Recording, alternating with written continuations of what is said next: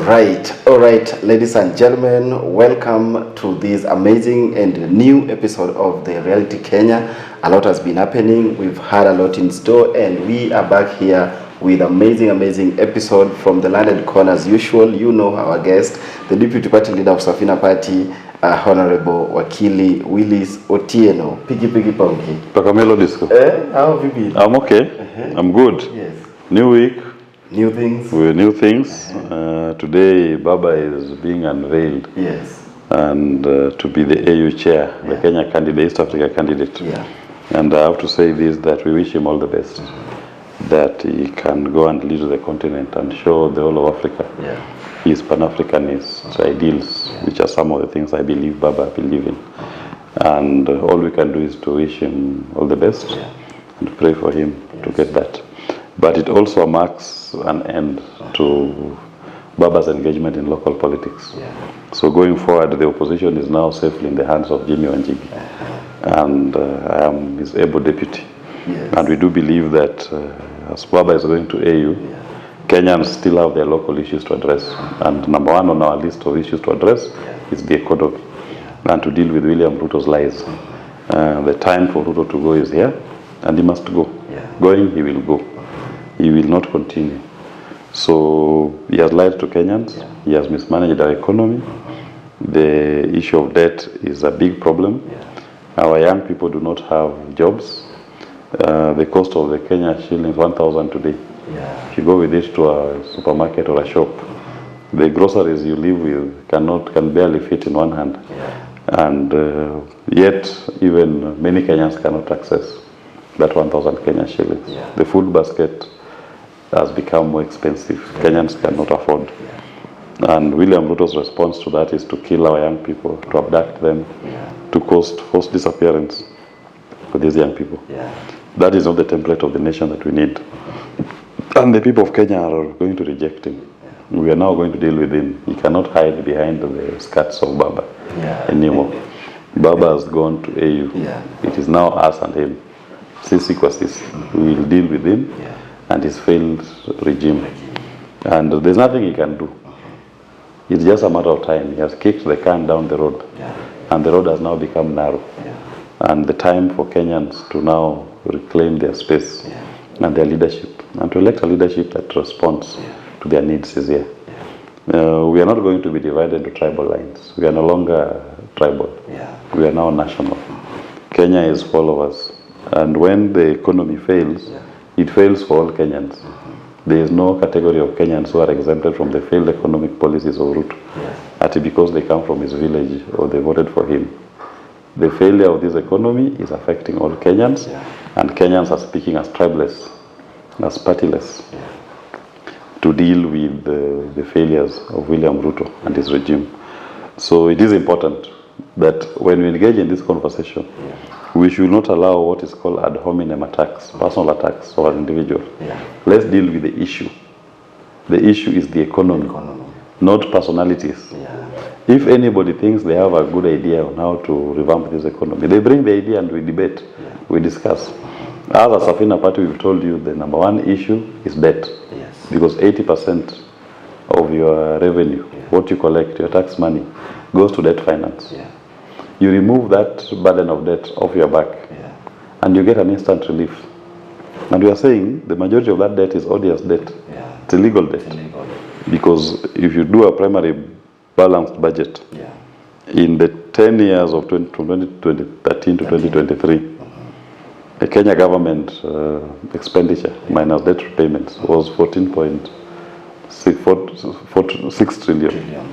And the Kenyan people collected 13.3 trillion. So the deficit was only 1.3 trillion. So if you are meant to borrow, you ought to have only borrowed 1.3 trillion. But they borrowed 6.4 trillion. That is where the problem is, almost 6 times. And we are saying, if that money was borrowed in the name of the people of Kenya, and if you follow our laws, go to the Appropriations Act. Tell me where Parliament approved borrowing of 6.4 trillion or more. Show me which project that 6.4 trillion funded. None. So that is what we call an odious debt. It's an illegal debt. So why should you come back to me, to you, to the other Kenyan, to pay for that loan? That burden of debt should be met by those who collected the money. It should be the ones who pay. And the banks which gave the money to these people are the ones who should be responsible. So that is why we say, you deal with it. It is not easy, because you can imagine somebody has 6.4 trillion in his pocket. That's somebody who can do anything. And when we speak about these things, that's why they get scared.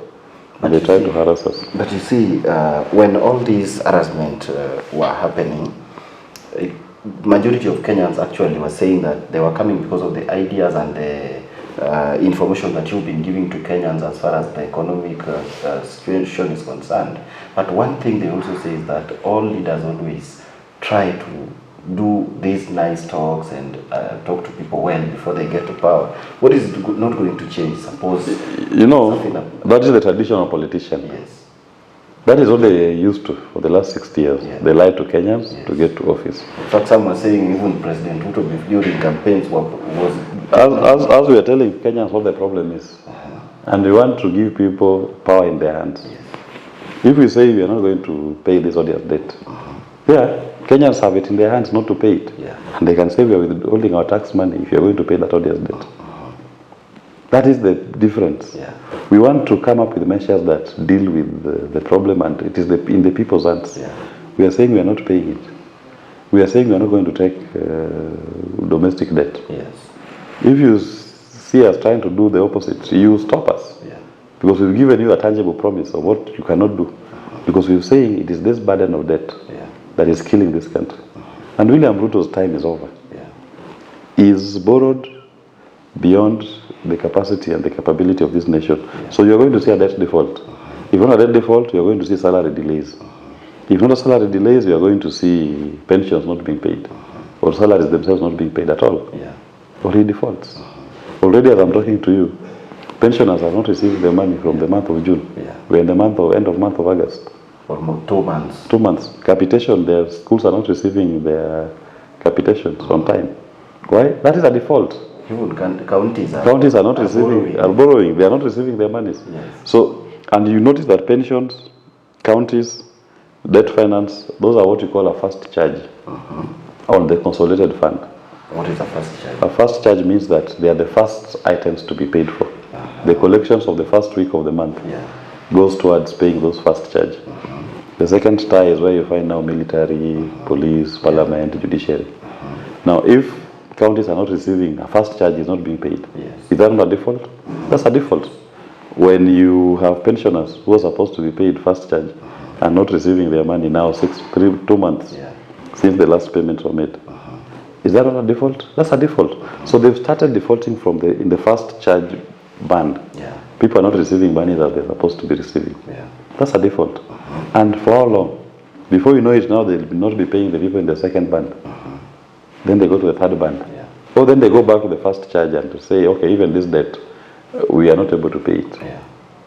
And we are saying that debt, the moment you start talking about that debt, we ask, what debt is it? Which one? This debt that we have paid in 10 years, we paid 5.4 trillion. And yet the amount is still now almost 11 trillion. Which debt is this that you are paying for and it's not going down? It just keeps going up. The more you pay, the more it goes up. So it means there's ukora that is being done to you. That is what Jimmy is saying, this bullshit. You cannot allow it. Because even you, if you take Fuliza, or 5,000, and you are dutifully paying every month, you are paying 800, you will expect the amount of the loan to come down. But this one, the amount of the loan keeps going up. The more you pay, the more it goes up. So it means that someone, the more they are paying, the more they are taking illegal debt. Or they are borrowing to pay this. There is nowhere in our laws that you are allowed to borrow money to pay a debt. The only point in our laws that allows for borrowing is you only borrow for project finance, development. The only time you can pay, you can take a loan to pay debt, for short-term recurrent expenditure, is only when you are dealing with what is called short-term borrowing for cash flow issues. And you cannot borrow more than 5% of the previous year's revenue. So if you use the previous year's 5%, a limitation, and it should be paid within the year. it should only be 90 billion. Yes. So where is 11 trillion coming from? That's the problem. Because if you pump 6 trillion in this economy, everybody will feel it. Yeah. In fact, your problem will be there will be too much money in circulation. Yeah, too much money, but not enough goods and services. Yeah. Then now the shilling becomes weak. Because now then inflation kicks in. Everybody has it. Yes. But the goods and services to be bought are not there. Yeah. So that is because that's a lot of money. 6.4 trillion is little money. Yeah. You're running on a whole year budget on a budget of 3 trillion. That is twice. That's twice. Yeah.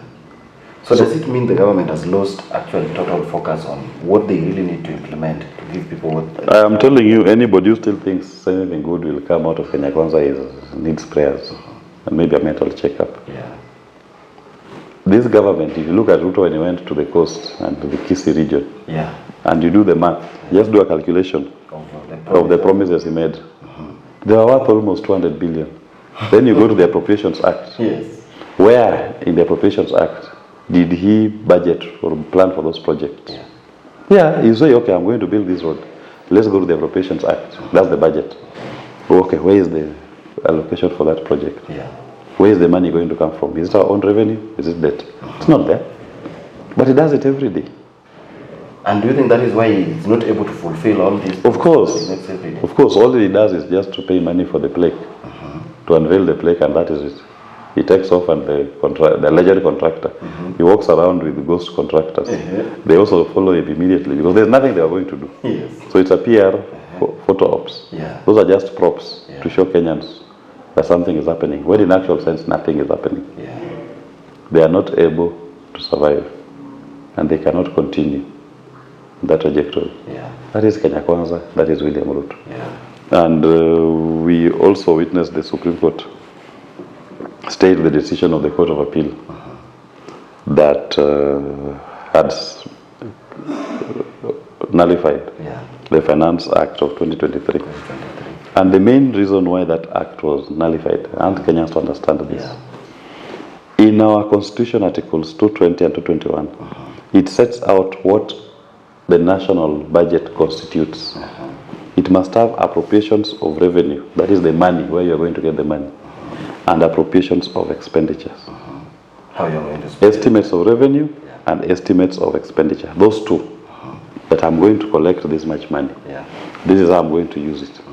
But these characters, what they do, in the budget they only give you appropriations of expenditure. They tell you we are going to spend this much, 4 trillion. But they don't tell you where the money is coming from. Because for every expenditure you should be you should be specifying the revenue, where it's coming from. Is it tax money? Is it a loan? You specify it. So what they do, why they refuse to include the appropriations, the estimates of revenue, is they leave it open. So they can go and start taking all these illegal debts. So they do it deliberately? It's intentional. And then the Supreme Court, the Court of Appeal said, there's no way a budget, because your constitution says a budget must have estimates of revenue and estimates of expenditure. That is what you present as a budget, even in your own home. When you're doing a budget, you must know this is my revenue, this is my expenditure. Then they don't put their revenue, they only put the expenditure. Okay. Then Supreme Court says you stay. When the Court of Appeal says this is wrong, High Court says this is wrong, Supreme Court now says we stay that decision pending hearing. Why are you suspending the Constitution as a Supreme Court? You are made by that very Constitution. Where do you get the authority to suspend a provision of the Constitution? They cannot do that. And they cannot say that it's in the public interest, the government will, to give government some order. Public interest is for you to respect the Constitution. That is what is the public interest. Because the Constitution codifies public interest. Anything outside the Constitution is not public interest. So which is this new public interest that the government can come up with a blank check that we are just going to borrow anywhere, anyhow. And even the money does not come into Kenya, and the Supreme Court accommodates them. So we must tell the Supreme Court judges, no, can you please apply the Constitution? Because that very court had said in a previous decision that a budget must have estimates of revenue and estimates of expenditure. Here we had a budget that didn't have estimates of revenue. It's illegal. It's not per the Constitution.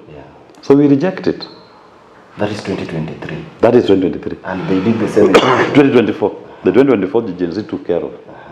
They nullified, they cancelled so even the 2024 Finance Act was presented without the estimates. Without the estimates of revenue. 2023 the same. Yeah. That is how William Ruto prepares his budget. William Ruto only prepares his budget that has estimates of expenditure and not estimates of revenue. And that is what we are saying is wrong. Our constitution requires you to put estimates of revenue and estimates of expenditure.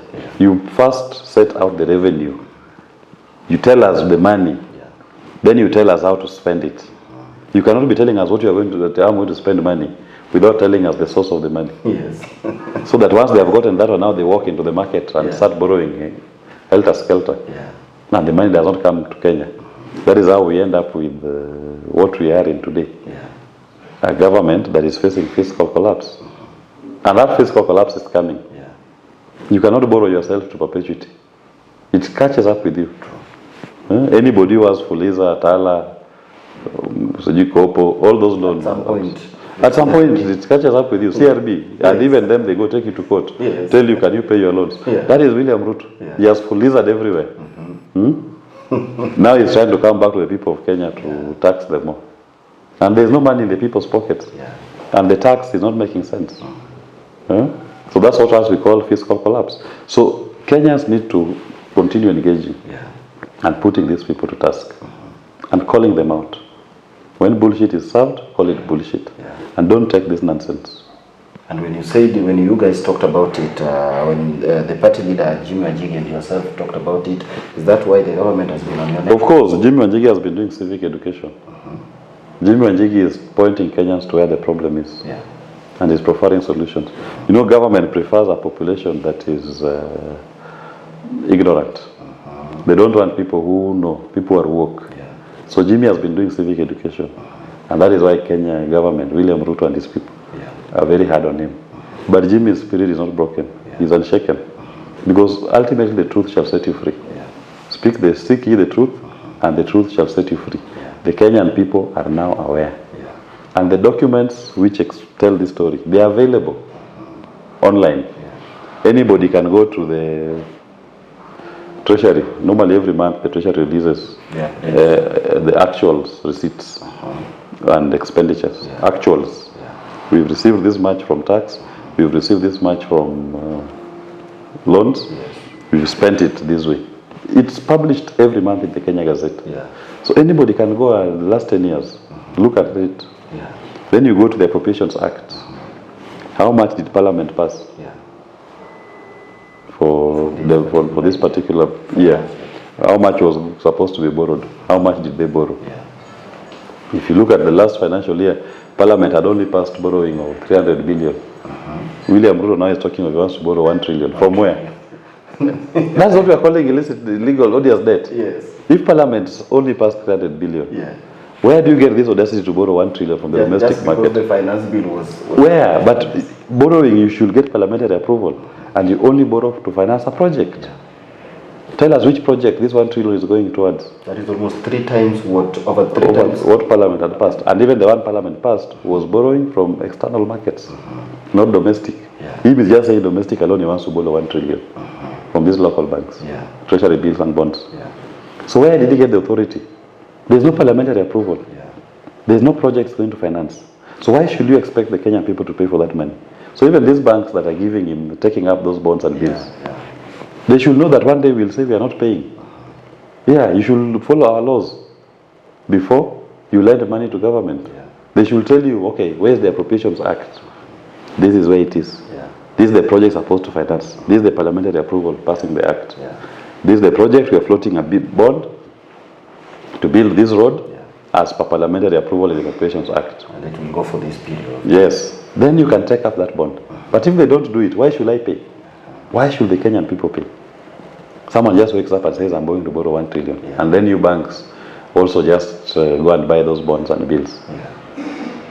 It means banks are also perpetuating this enslavement of the people of Kenya through giving debt that is not planned for, that is not approved by your parliament, that is not applied to any project.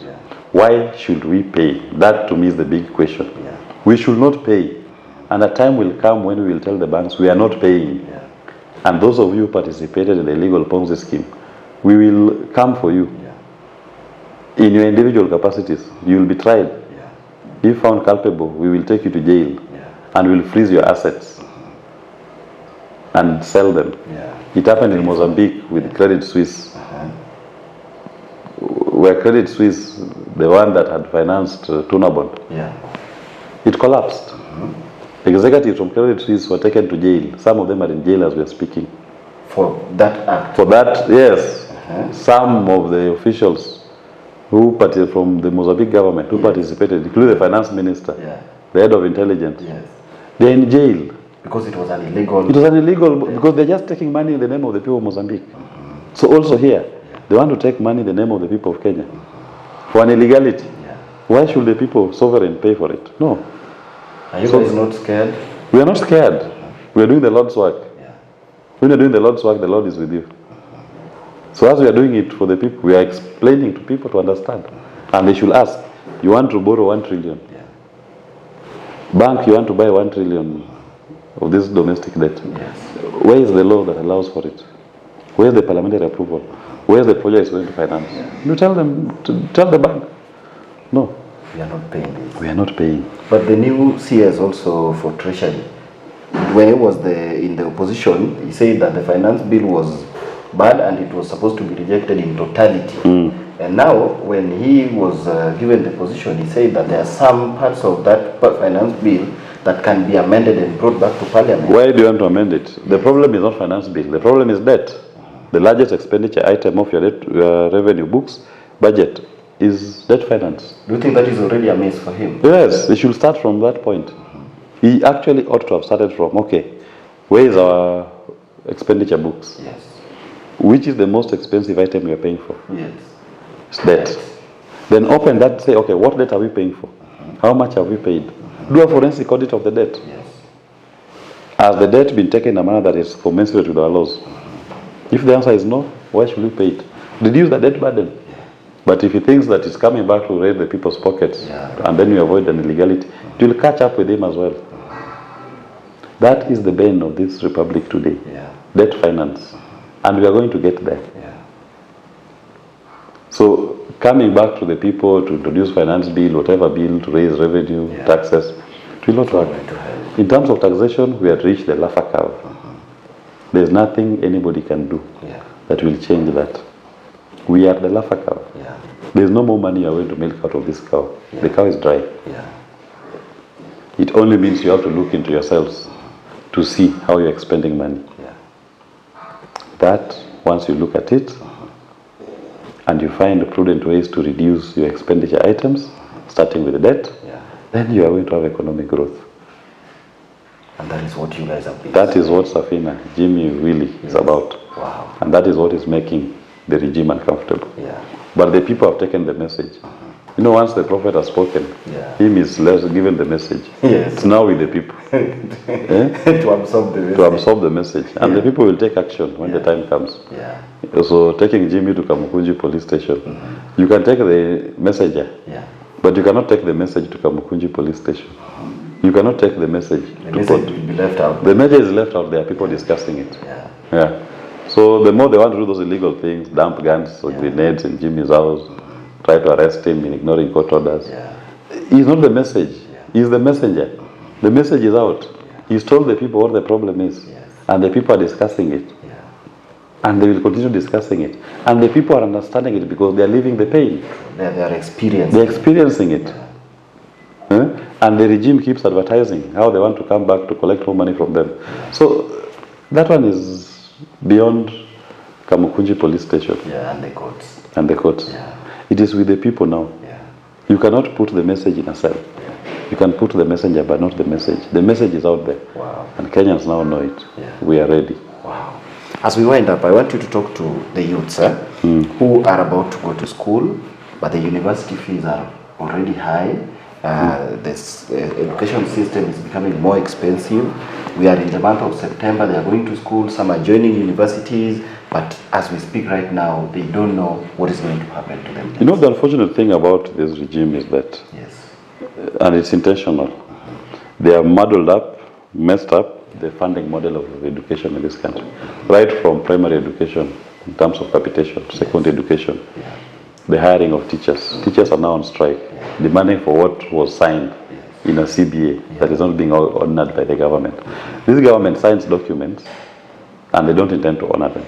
Then now you go to universities and they're coming up with a very archaic and obscene funding model at banding parents. Those bands cannot work. What was the problem with HELB in the first place? The funding model as we knew it, as we went through it. That now you're coming up with this so-called banding. It cannot work. Just face the reality. You are trying to shuck away from government sending capitation to universities. So that has been happening. They are failing to pay their contribution. So they want to, through a roundabout way, transfer the honors back to the parents. But many parents have been battered by this economy, by your failed economic policies. So in other words, you're saying Kenyans should forget about university education. That's what you're telling this future generation. So our young people cannot keep quiet, and they should not keep quiet. This is about their future and the future of this nation.